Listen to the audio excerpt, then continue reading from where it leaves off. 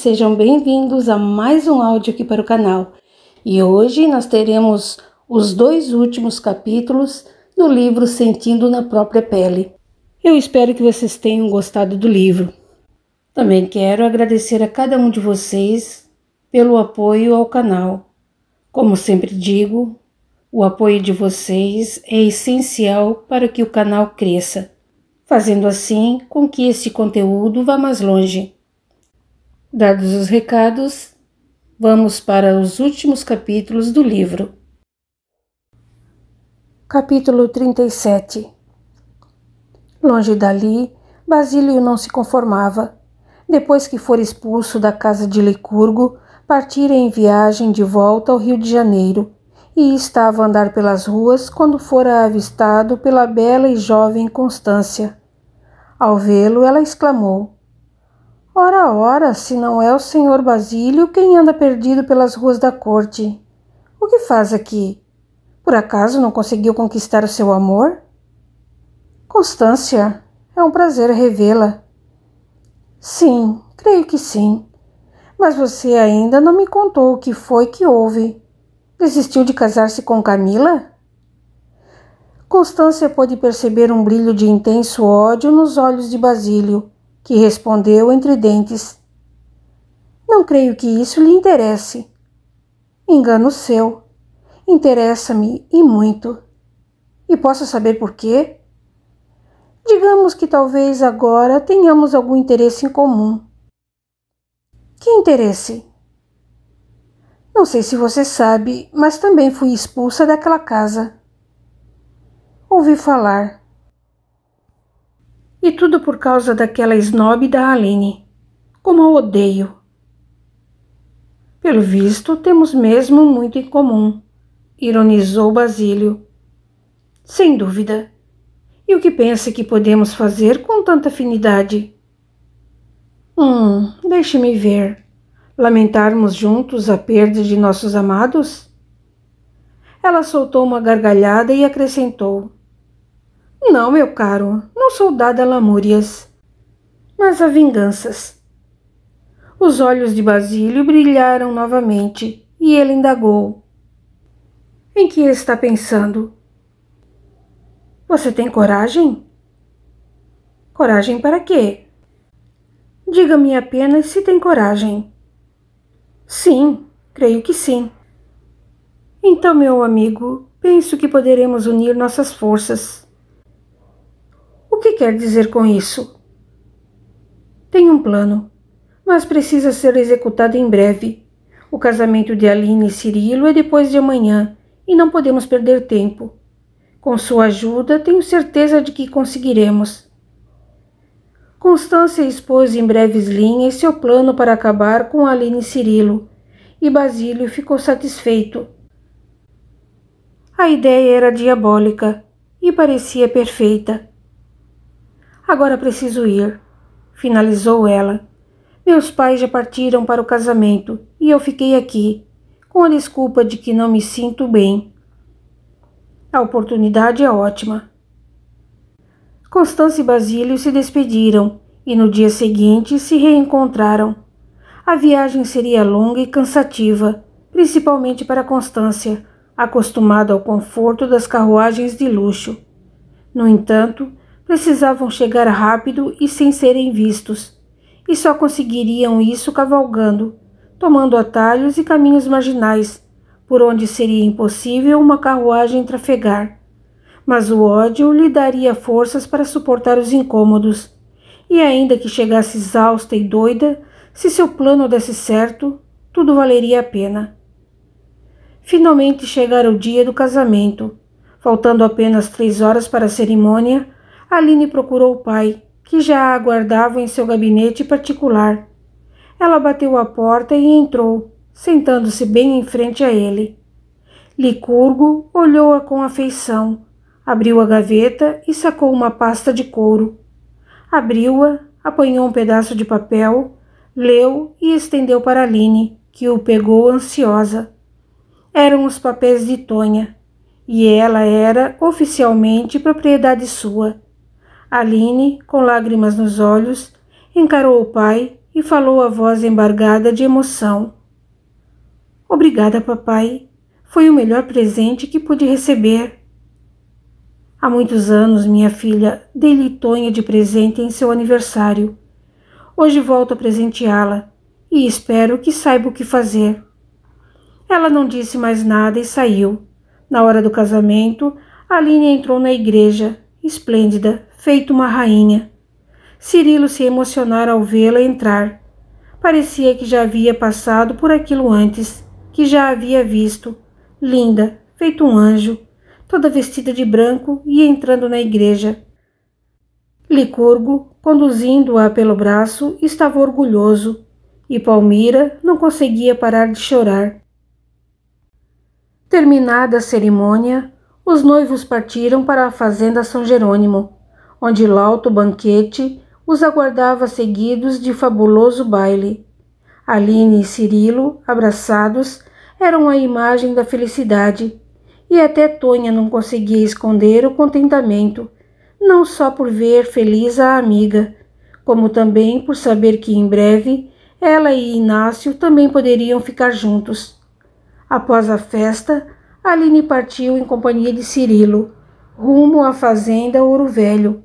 Com eles, Inácio e Tonha, que já poderiam assumir abertamente seu romance.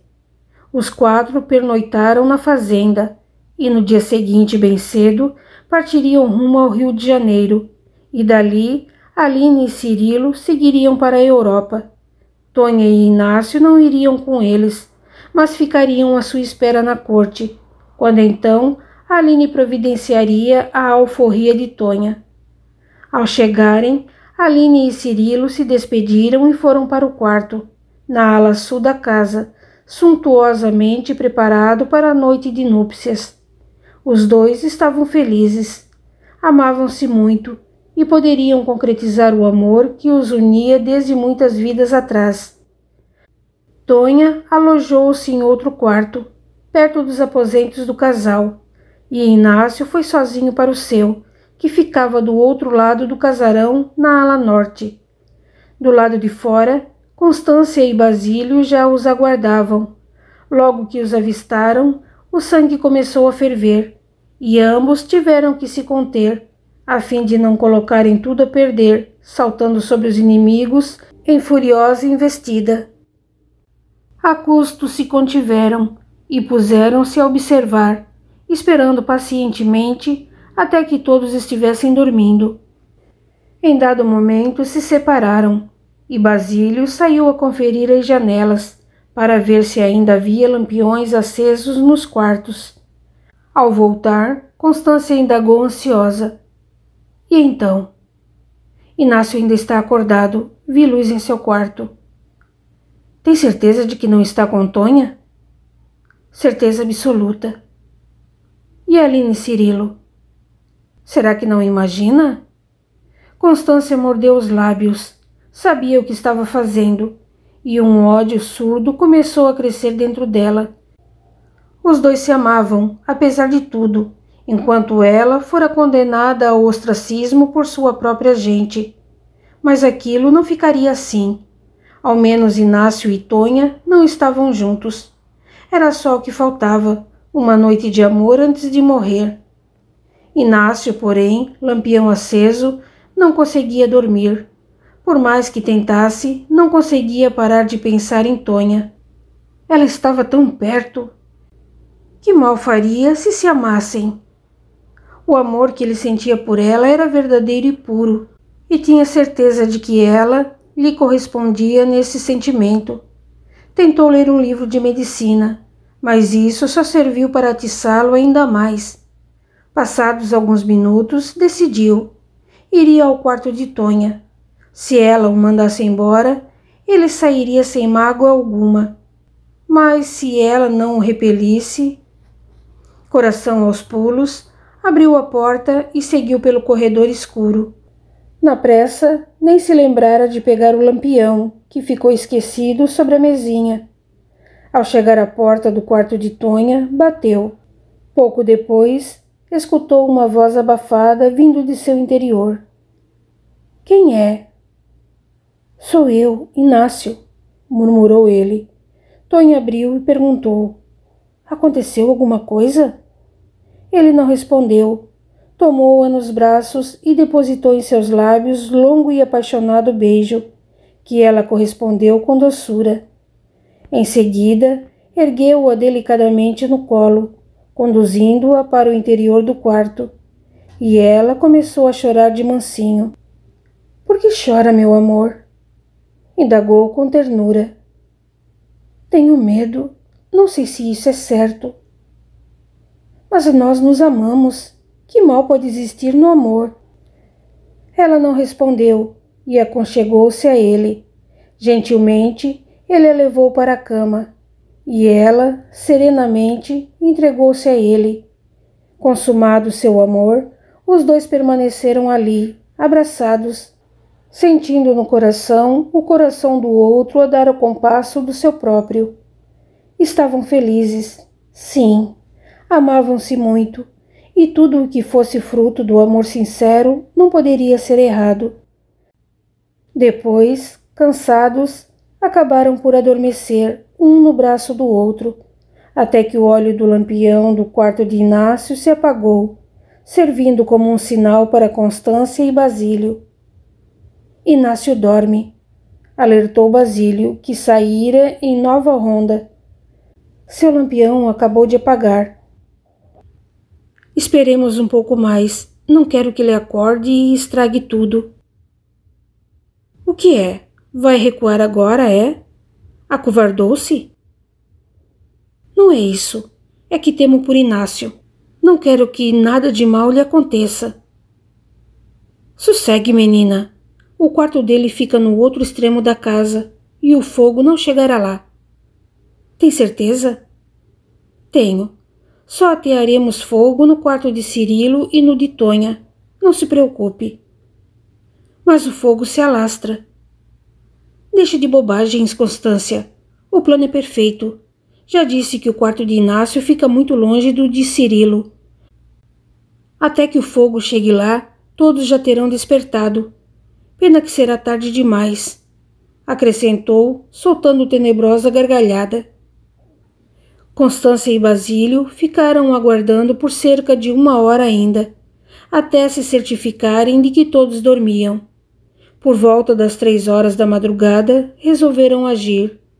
Em silêncio, espalharam montes de feno sob as janelas dos quartos de Cirilo e Tonha, derramando óleo de baleia sobre eles, e atearam fogo. O fogo, alimentado pelo vento, logo se espalhou, e a fumaça começou a entrar pelas frestas das janelas, seguidas por imensas labaredas, que já lambiam toda a parede. Constância e Basílio correram para o meio do mato, e de longe permaneceram em muda expectativa, olhos pregados na casa grande. Cirilo foi o primeiro a despertar, a fumaça ardendo em seus olhos e impedindo-o de respirar.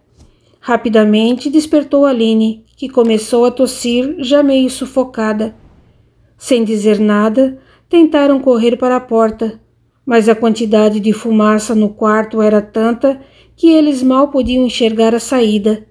Subitamente, Cirilo tombou, sem fôlego, as mãos crispadas sobre a garganta, tentando respirar. Aline, desesperada e quase sem forças, abaixou-se sobre ele e puxou-o pelos braços, alcançando a porta no exato momento em que as chamas irrompiam no quarto. Ela escancarou a porta e uma nuvem de fumaça invadiu o corredor, enevoando tudo ao seu redor. Arfante, ela sentou-se junto à parede, puxando Cirilo para o seu colo. — O que está havendo, meu Deus? Cirilo, porém, não respondeu. Assustada, Aline virou para ela o rosto do marido, não encontrando nele sinais de vida. Ela não podia crer que aquilo estivesse se passando com ela. Desesperada, começou a chorar, sacudindo Cirilo pelos ombros, tentando fazer com que voltasse a si. Inútil. Cirilo asfixiara-se com a fumaça. Estava morto. Ao constatar que o marido não mais vivia, Aline sentiu imensa dor. Tanta dor que pensou em permanecer ali, à espera que o fogo a alcançasse e a matasse também. No entanto, um grito agudo chamou-a de volta à realidade, e ela lembrou-se de Tonha. Apavorada, olhou para o fim do corredor, mas não conseguiu ver nada de tanta fumaça. Nesse momento, os escravos começavam a chegar, acompanhados pelo capataz, trazendo nas mãos baldes de água que inutilmente jogavam sobre as chamas. Aline, apesar da dor, soltou o corpo do marido e correu abrindo a porta do quarto de Tonha, no exato momento em que uma cena tenebrosa e indescritível se desenrolava. Inácio, corpo envolto pelas chamas, jazia também morto sobre o leito, tendo a seu lado a pobre Tonha, que inutilmente lutava com as chamas. O fogo ali penetrara mais rapidamente, e Aline não sabia como Tonha não tinha também sufocado. Instintivamente, Aline correu para ela, tentando tirá-la do lado de Inácio. Venha, Tonha, venha! Gritava desesperada. Precisamos sair. Não posso deixar Inácio. Aline, porém, sem dar-lhe ouvidos, agarrou seus braços e empurrou-a para a porta com tanta força que ela praticamente foi expelida do quarto. Mas as chamas já devoravam as paredes e Aline não teve tempo de sair. Antes que pudesse alcançar a porta, uma pesada viga desabou sobre ela, atingindo-a nas costas e causando-lhe morte fulminante. Tonha soltou um grito e tentou voltar para dentro do quarto, mas os escravos que chegavam para acudir conseguiram detê-la e saíram arrastando-a para fora da casa. Do lado de fora, outros tantos jogavam água, tentando conter o incêndio. Ao amanhecer o dia, a casa estava semi-destruída. Toda a ala sul fora consumida pelo fogo. Licurgo e Palmira foram chamados e foram correndo em companhia de Camila, Berenice e de alguns parentes que se hospedavam na fazenda. Desesperado, Licurgo começou a procurar pela filha, mas foi informado de que ela falecera quando tentava tirar Tonha do meio das chamas. Junto com ela, Cirilo e Inácio. Só Tonha sobrevivera. Palmira, desesperada, não queria acreditar. Cirilo não podia estar morto, não seu filho. E Inácio? Ela o amava como a um filho também. Aquilo não podia ser verdade. Devia ser um pesadelo, e ela queria despertar o quanto antes. Mas a dura realidade se impôs. E Aline, Cirilo e Inácio estavam mesmo mortos. Licurgo, transtornado pela dor e inteiramente fora de si, certificando-se de que a filha realmente se fora, correu para Tonha e, ao alcançá-la, agarrou-a pelos punhos e esbravejou. Negra imunda, por que vive enquanto minha filha está morta? Que direito tem você à vida, uma negra, escrava, quando Aline morreu tentando salvá-la? Era você quem deveria estar morta, não ela. Descontrolado, Licurgo começou a espancá-la, e Tonha deixou-se bater, a culpa corroendo-a por dentro. Ele estava certo. A Aline dera vida por ela, morrera para que ela vivesse. Que direito possuía ela à vida? Nenhum. Por isso não se importaria de morrer. Camila, porém, vendo que Licurgo acabaria mesmo por matá-la, achou que era hora de intervir e gritou: Pelo amor de Deus, seu Licurgo, não a mate, ela não tem culpa. Licurgo, porém, fez-se surdo às súplicas da enteada e só parou de espancar a pobre Tonha quando ela já estava caída no chão, quase desfalecida. Vendo a massa disforme em que transformara seu rosto, Licurgo soltou-a e vociferou a voz retumbante de tanto ódio. De hoje em diante, negra, você volta para mim, será minha escrava, e não haverá no mundo ninguém capaz de protegê-la. E assim foi feito. Como Aline morrera antes de alforriar Tonha, ela continuava escrava, e embora o fogo houvesse destruído os papéis que transferiam Tonha para Aline, ela morrera sem descendentes, e todos os seus bens deveriam retornar ao ascendente vivo, no caso, Licurgo. E Tonha, como propriedade de Aline, passou novamente a viver sob o jugo daquele homem, que passara a odiá-la mais do que a tudo na vida, julgando-a responsável pela morte da filha. Daquele dia em diante, a vida de Tonha transformou-se num inferno. Novamente sob o jugo de Licurgo, passou a sofrer toda espécie de castigos e maus-tratos, e só não foi morta porque ele a queria viva para que pudesse sentir na carne toda a fúria de seu ódio.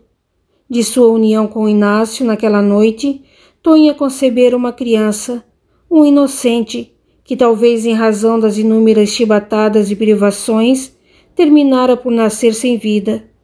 Tonha chorou muito a perda do filhinho amado, mas acabou por se conformar, certa de que, ao menos assim, ele não teria que passar pelo desgosto e a humilhação de ser escravo.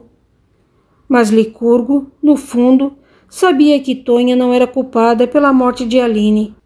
No entanto, precisava de alguém em que pudesse descontar sua raiva e sua frustração. Perdera a filha, justo no momento em que se reconciliara com ela, e ele precisava de alguém que pudesse ao menos aliviar a dor que sentia.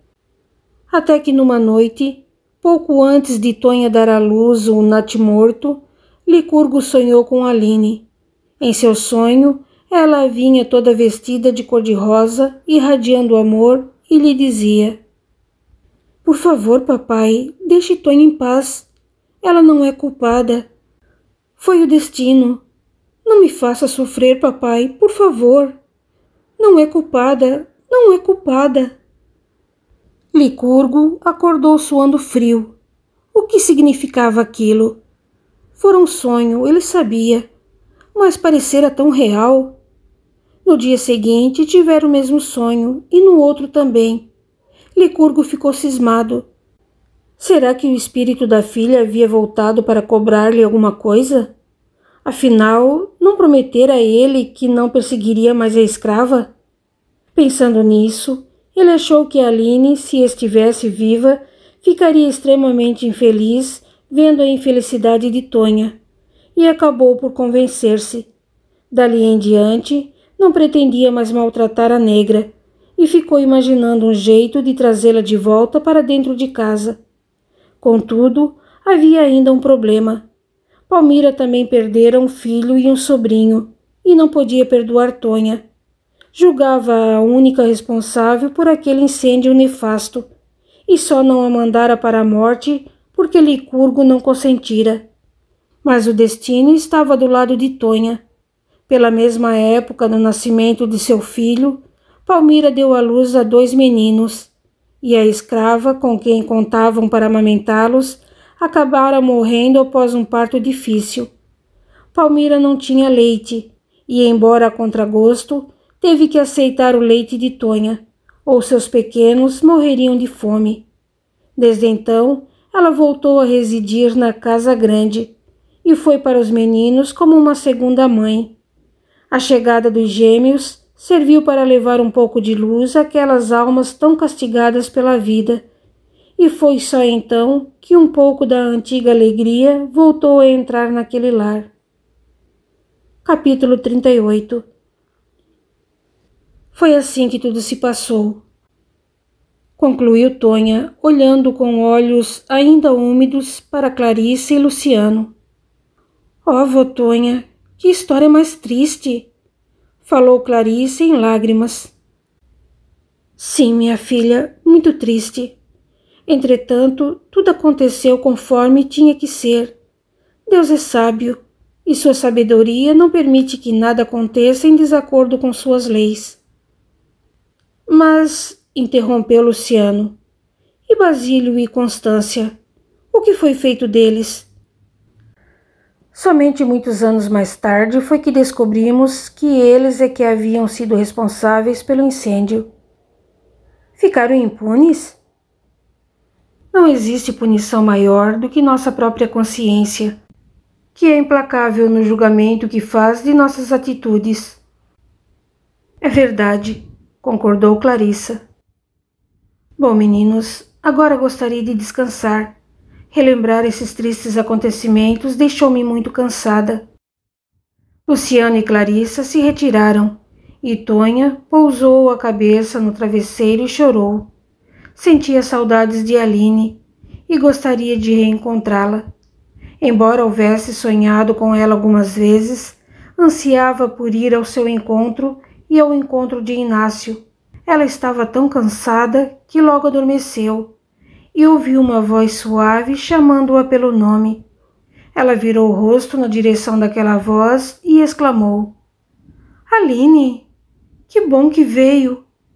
Sim, Tonha, estamos todos felizes com seu sucesso. Meu sucesso? Você cumpriu com amor tudo aquilo a que se propôs e trouxe para o seu espírito ensinamentos inalienáveis, que hoje já se encontram solidificados em seu coração. Tonha felicitou-se intimamente. Sabia a que ela se referia e estava feliz por ver que seu sofrimento não havia sido em vão. Lembrando-se, porém, de seus companheiros de jornada, não pôde deixar de indagar. E os outros, Aline? O que foi feito deles? Ainda sofrem, expiando suas faltas. Já reencarnaram? Alguns sim, outros esperam ainda nova oportunidade. Oh, Aline, relembrar esses acontecimentos me deixou tão triste. Pois não fique. Sabe, a minha vida inteira tentei dizer para mim mesma que não odiava seu pai, nem Constância e nem Basílio. Mas hoje não posso mais negar.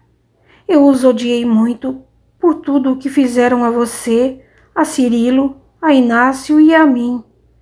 Foi um ódio comedido e eu lutei contra ele com todas as minhas forças, pedindo a Deus que me ajudasse a me libertar desse sentimento tão ruim. Conseguiu? Não sei, Aline. Juro que não sei.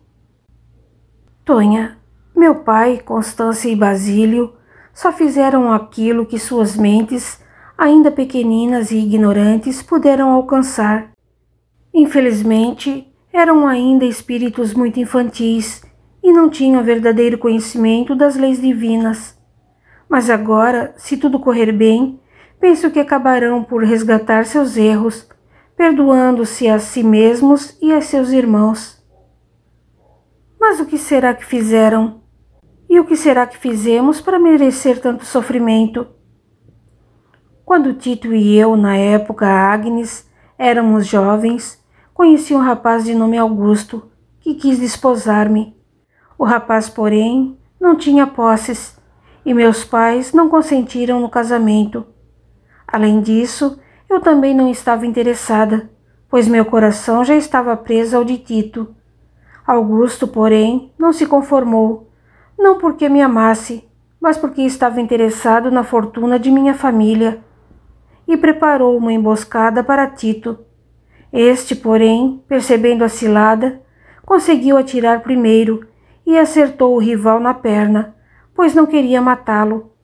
Augusto tombou, e Tito debruçou-se sobre ele, a fim de verificar se o ferimento era grave.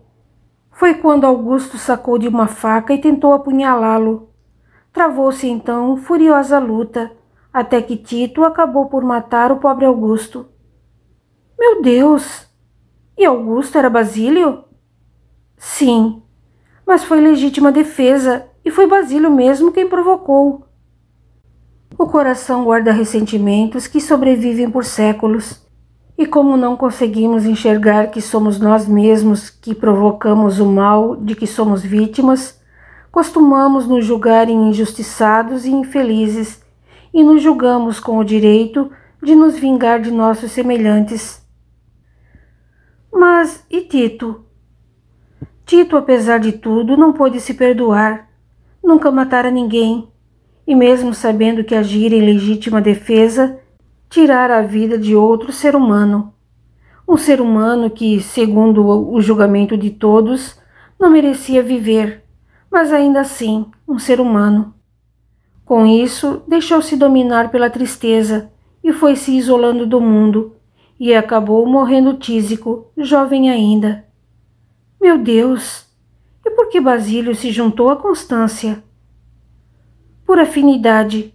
Eles não se conheceram em outras vidas, mas a afinidade de sentimentos e propósitos fez com que se aproximassem e simpatizassem mutuamente. E a pobre Camila, onde entra nisso tudo? Camila sempre foi uma menina ingênua e sonhadora. Chamava-se Maria e provinha de família pobre e sem recursos. Apaixonada por Augusto, entregara-se a ele, acreditando em suas falsas promessas de casamento, para ser abandonada logo em seguida, quando ele descobriu que ela estava grávida. Quando Augusto foi morto, a pobre Maria tentou suicídio, mas foi salva a tempo e recolhida por Tito, que lhe deu um emprego no castelo de seus pais. Mas ela perdera a criança. Pouco depois, apaixonou-se por Tito e entregou-se a ele também, e acabaram tendo uma filha.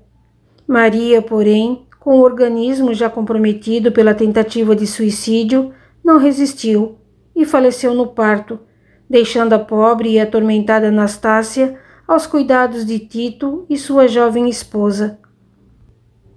Oh! Tonha estava impressionada. Só então tinha conhecimento daqueles fatos, e muito se surpreendera. Mas e seu pai? Por acaso não o conheceu antes? Oh, sim, meu pai foi Roberto, então meu sogro, pai de Marco. Nós não mantínhamos uma relação muito boa, porque Marcos não se dava bem com a nova esposa de seu pai, e foi por ele renegado. Roberto possuía 3 filhos, e Marco, o mais velho, abandonou a casa paterna logo que o pai se casou novamente, com uma moça também viúva e já com um filhinho. A moça, embora não fosse pobre, não tinha estirpe, o que fez com que Marco a rejeitasse e fugisse. Marco contava então 18 anos, e seus irmãos 11 e 9 respectivamente. E Dona Palmira? Seria ela a nova esposa? Sim, ela mesma, que acabou por reencarnar em uma situação de superioridade, digamos assim, a de Terêncio. Tonha estava abismada. Passados alguns minutos, continuou. Sabe, eu nunca me perguntei sobre minha própria mãe. Quem terá sido ela? Sua mãe é um espírito muito iluminado que a conheceu na vida espiritual e muito se afeiçoou a você, aceitando o encargo de reencarnar entre os negros não só para auxiliá-la, mas também a seu pai e irmãos. Tencionava também livrar-se dos últimos resquícios de orgulho que a impediam de alcançar planos mais elevados.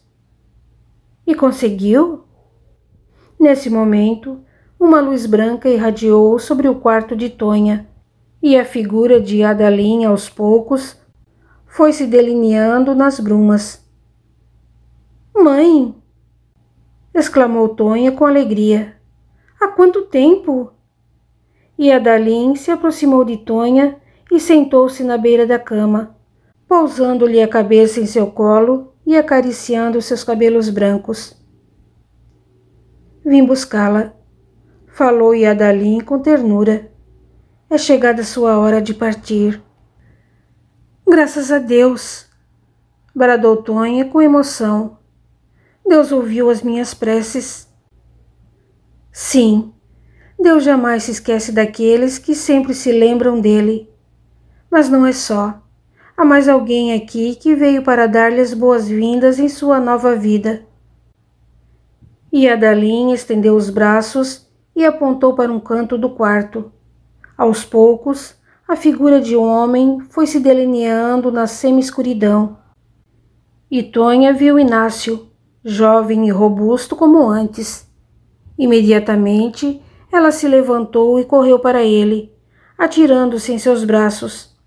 Inácio beijou seus cabelos, com lágrimas nos olhos, e sussurrou: Eu a amo, Tonha, e muito me felicito por poder estar junto de você no momento de sua passagem. Em seguida, afastou-a de si, conduzindo-a de volta ao leito, e reuniu-se a Aline e a Adalim. Os três, lado a lado, estenderam as mãos sobre o corpo de Tonha, ministrando-lhe benéfico e confortante passe, e seu espírito serenamente desprendeu-se da matéria, rompendo o tênue liame do cordão umbilical que ainda aprendia ao corpo físico. Depois, elevaram o pensamento a Deus, e Adalim proferiu singela e amorosa prece, agradecendo ao Pai a sua infinita bondade por permitir que pudessem novamente se reunir para viver dias mais felizes já na verdadeira vida. E partiram. Fim. Este livro termina aqui, mas daremos início ao segundo livro da trilogia, chamado Com o Amor Não Se Brinca. Então, até lá!